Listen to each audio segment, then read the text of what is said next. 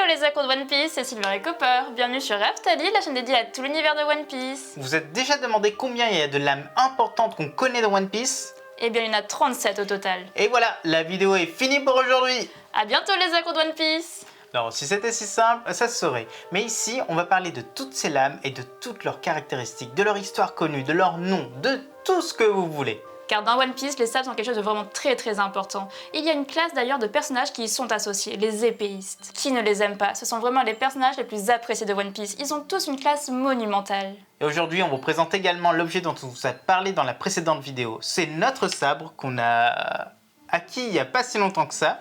Il y a environ une semaine, et elle n'a pas de nom, forcément, pas tous les sabres ont des noms. C'est un katana, car il rentre dans la catégorie katana, on vous expliquera ça un petit peu dans la vidéo, ce sera une vidéo assez particulière qui va mêler One Piece et un tout petit peu d'histoire, des petits points que vous allez forcément apprécier. Donc pour l'instant, on est encore en train de faire quelques recherches dessus, on n'a pas toutes les informations, donc on a quelques pistes pour dater ce sabre, mais ça va être pour l'instant assez difficile, faudrait qu'on cherche vraiment. Ouais, malheureusement, il a été maltraité par son précédent possesseur.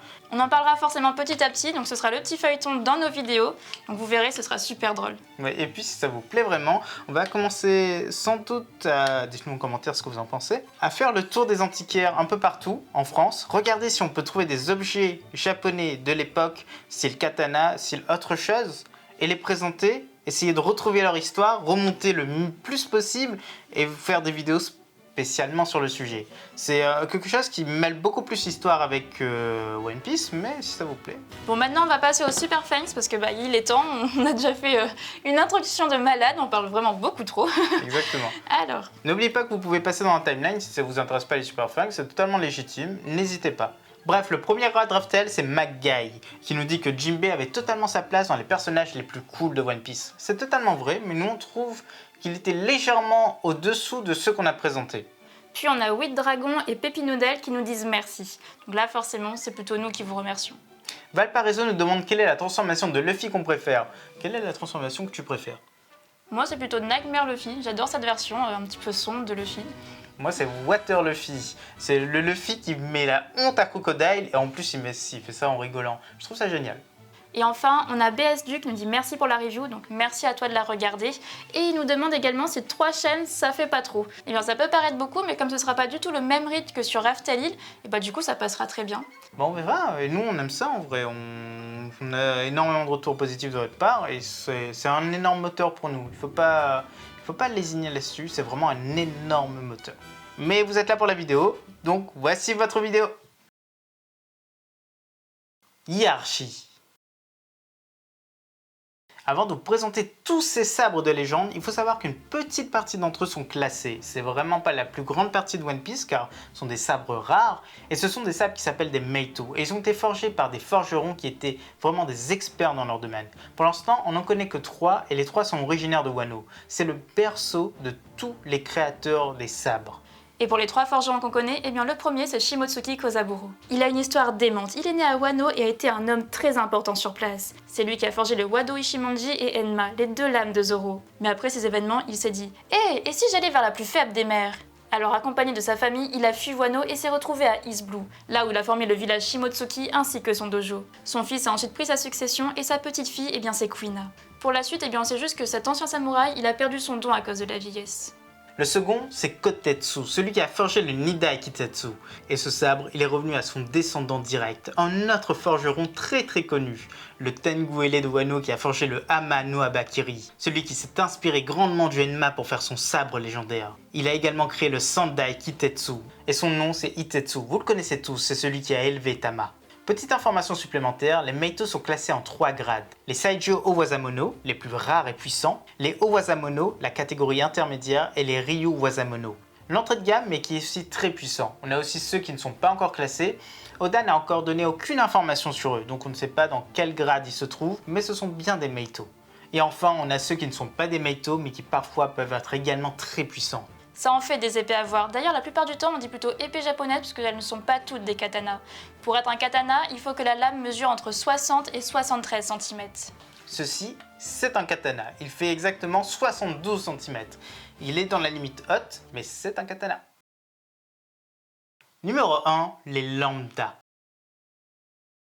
Ne pas être une Meito, ça ne veut pas dire ne pas être puissant, bien au contraire. La plupart du temps, ça dépend de l'utilisateur. Si l'utilisateur est puissant, s'il a un ki qui est supérieur aux autres, eh ben oui, la lame sera puissante. Mais de base, il y a certaines lames qui sont incroyables. Mais ce n'est absolument pas le cas de ces deux-là, car les deux premiers à apparaître n'ont d'importance que leur utilisateur. Ce sont les deux premiers sabres que Zoro avait quand il a quitté son dojo. En vrai, ils n'ont pas vraiment de nom, mais ils avaient été forgés par Kozaburo lui-même. Mais celui-ci les considérait un petit peu comme des coups de papier. D'ailleurs, il les a donnés gratuitement à Zoro. Mais mine de rien, ils vont faire leurs preuves, car c'est avec eux que Zoro deviendra le plus grand sabreur d'East Blue. Et oui, car Zoro avait bel et bien ce titre. Ok, c'est pas un vrai titre qui existe, mais Oda l'a déclaré dans SBS. La petite lame de Mihawk se nomme Kogatana, qui signifie littéralement petit couteau. Le sabre d'Arlong se nomme Kiribashi. Il l'utilise parfaitement, mais elle sera brisée par Luffy. Le Terry Sword de Dory est une épée plus que légendaire. C'est l'art des géants qui a permis de donner vie à cette lame d'exception. Rien qu'en quantité d'acier, tu peux devenir riche à la revente. Mais le plus important, c'est qu'elle a duré plus de 100 ans aux côtés de son utilisateur, et ça, malgré les duels incessants contre Brogy. Bon, elle a fini par céder, mais c'était dans une attaque ultime pour terrasser un gigantesque monstre marin.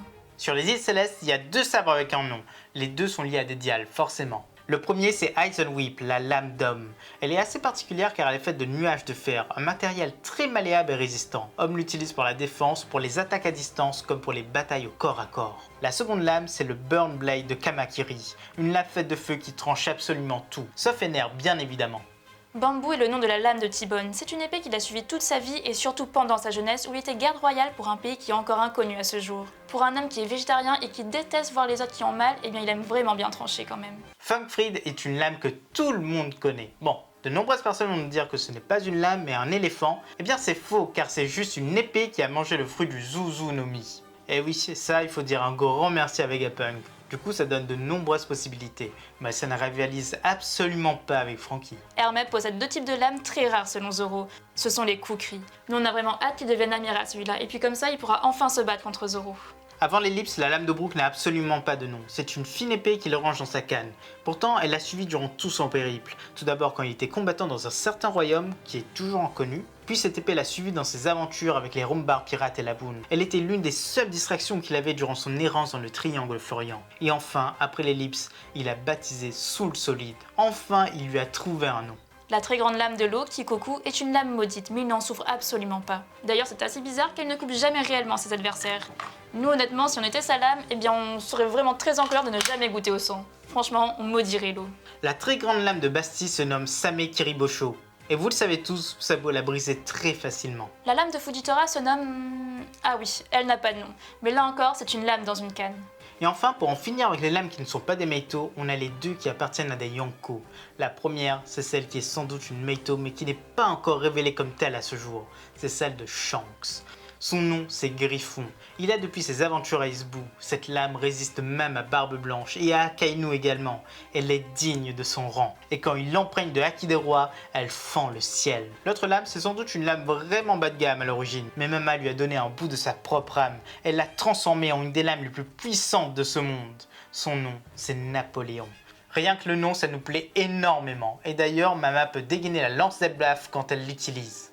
Et non, ce n'est pas fini, car aux lames à proprement parler, eh bien, il faut rajouter celles qui sont créées par des fruits du démon. La première, c'est le corps de Mr. One, le grand adversaire de Zoro, l'homme tranchant. Vraiment, empreint de Haki, ça le rendrait très puissant. Et c'est pareil pour le corps de Babyfy qui peut se transformer en lame. L'épée de glace d'Aokiji se nomme Ice Blade, une épée qui est faite entièrement de glace. Alors s'il y a un tout petit peu d'eau dans l'air, ce qui est tout le temps le cas, il peut la renouveler à l'infini. Et enfin, on a le Hama no Marakumo de Kizaru, une épée de lumière presque inarrêtable. En tout cas, pas sans Haki. Et Nakama, on est à la moitié de cette vidéo, donc si tu l'as apprécié jusqu'ici, eh bien n'hésite pas à laisser le petit like. Sinon, on te tranche. Partie 2, les non classés. On commence avec les Meito et plus précisément ceux dont le rang n'ont pas été annoncés. Les plus symboliques, qui pour nous sont forcément du plus haut rang, sont Oto et Kogarashi. Ce sont les lames jumelles de Shiki. Avec ça à chaque main, il a traversé les âges, il s'est fait un de ses noms. Et durant son enfermement à Marineford, ils ont été gardés précieusement sur place. Tout ça jusqu'à ce qu'il s'évade en tranchant ses jambes. Après, il a greffé ses deux sabres à ses pieds pour se rendre plus grand, sans doute un complexe d'infériorité, mais surtout pour accroître sa force et pallier cette perte. Son fruit permet de tout faire léviter sauf lui, donc maintenant il peut juste faire léviter ses sabres pour voler dans le ciel. Ryu, qui est la lame bien ensanglantée de Shiryu, est aussi une Meito. Son utilisation abusive a mené directement Shiryu en prison. Mais après son évasion, il l'a utilisé pour attaquer Barbe Blanche et il a aidé son capitaine à prendre une partie du Nouveau Monde. La magnifique Durandal est une belle épée qui appartient à Cavendish, une lame suffisamment puissante pour le suivre dans ses aventures. Sur Wildcat, il y a 2 lames non classées. La première, c'est Bretzel, la lame de Crackers. Là, il faut l'avouer, c'était carrément prédestiné. Il en fait des répliques pour ses soldats biscuits. Et la seconde, eh bien c'est celle d'Amande, sa sœur, et elle répond au nom de Shirao. C'est une longue lame avec laquelle elle a tranché King Bum en 2 sans le tuer. À Wano, Itetsu a toujours une lame avec lui qui est révélée comme étant une Meito. Mais là, on ne connaît même pas son nom. Ça peut être le feuillu, mais nous, on penche pour quelque chose de moins légal.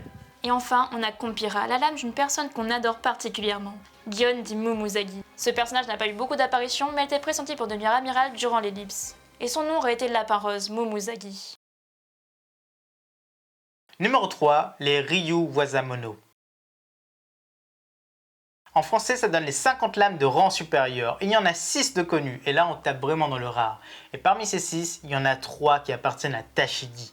La première lame qui lui appartient, c'est Yamaoroshi. Celle-ci n'a jamais été vue, mais elle le dit explicitement, elle l'a dans sa collection. La seconde lame, c'est Shigure, la lame qu'elle a sur Punk Hazard. Et enfin, la dernière en sa possession, c'est celle qu'elle a récupérée à la chute de l'agent numéro 11 du Baroque Work. La lame se nomme Kashu. Le rêve de Tashigi, c'est de rassembler toutes les lames du monde. Et c'est vraiment très égoïste de sa part. Le Sandai Kitetsu est la lame maudite de Zoro. Selon le vendeur, c'est une lame qui a poussé tous ses précédents utilisateurs à une mort atroce. Zoro l'a dompté en lui proposant son bras. Heureusement, ce jour-là, la chance était de son côté. Ce même jour, Zoro a reçu une autre lame de ce rang, le Yubashiri, la lame la plus rare que ce petit vendeur possédait, et il l'a offerte à Zoro. Bon, elle a quand même fini par rendre l'âme elle aussi. Lame rendre lame rendre lame, vous avez compris? Oui, c'est un très mauvais jeu de mots.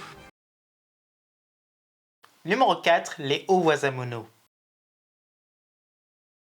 Et là, on a les 21 grandes lames. Vous savez, les petits bourgeois qui triment toute leur vie, qui ont une petite retraite, qui sont très sympathiques, mais qui sont entre deux. C'est exactement ça comme lame. Là-dedans, on retrouve le Wado Ishimonji, l'un des 2 chefs-d'œuvre de Kozaburo, mais aussi l'autre chef-d'œuvre, Enma. Leur histoire est commune, forcément on l'a déjà vu. Ils ont tous les 2 été forgés par son gigantesque génie. Mais Enma, lui, il a été laissé à Wano. Son créateur jugeait même que ce sabre était trop démoniaque, d'où son nom. Enma, alors que le premier a été transmis dans sa famille, jusqu'à qu'il soit donné à Zoro en tout cas. En tout cas, les 2 lames étaient faites pour être ensemble. Malheureusement, le Wado Ishimonji ne savait absolument pas que quand ça arriverait, il serait rempli de bave.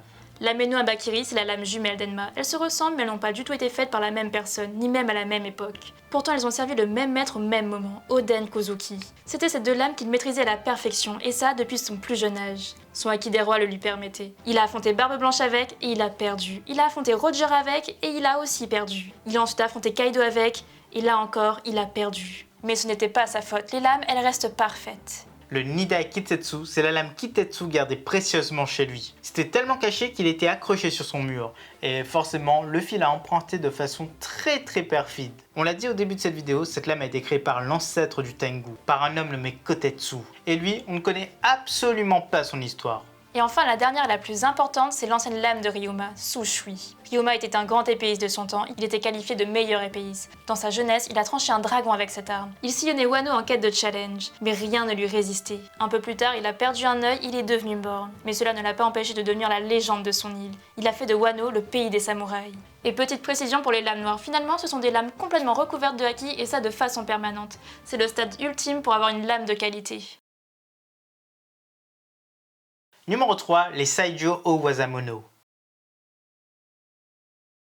Il n'existe pas tant de lames de ce rang que ça. En fait, il en existe 12, mais il y en a uniquement 4 qui sont connus actuellement. Et surtout, on ne connaît aucun des forgerons qui les ont faits. Certes, on peut qualifier ces lames de parfaites, mais à quel point ces artisans sont parfaits pour arriver à les faire. Ce sont eux les vrais génies de One Piece. La première à apparaître, c'est forcément Kokuto Yoru. C'est la lame noire de Mihawk et elle est littéralement inarrêtable dans ses mains.